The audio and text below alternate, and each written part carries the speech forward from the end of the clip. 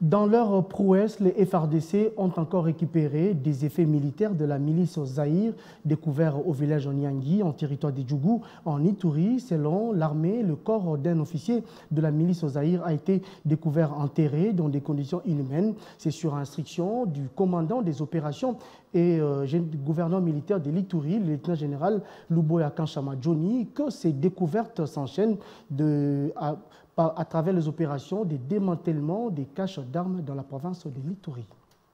Cette nouvelle découverte est intervenue entre lundi et mardi 24 septembre courant dans la bourgade de Nyangui. Nous sommes en territoire d'Ndjougou. Ces munitions, uniformes, militaires, jambières et autres effets militaires appartiennent à la milice Zahir en débandade totale depuis l'offensive des forces armées de la République démocratique du Congo déployées dans la zone.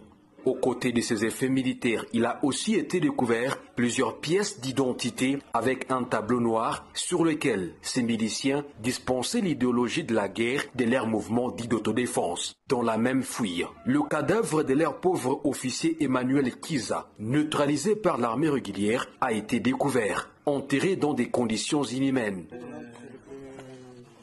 Emmanuel Kiza.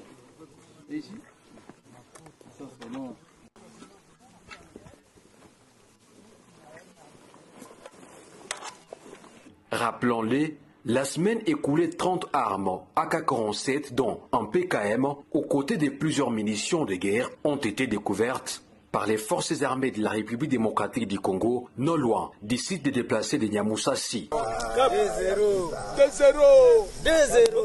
Victoire 2-0 Victoire.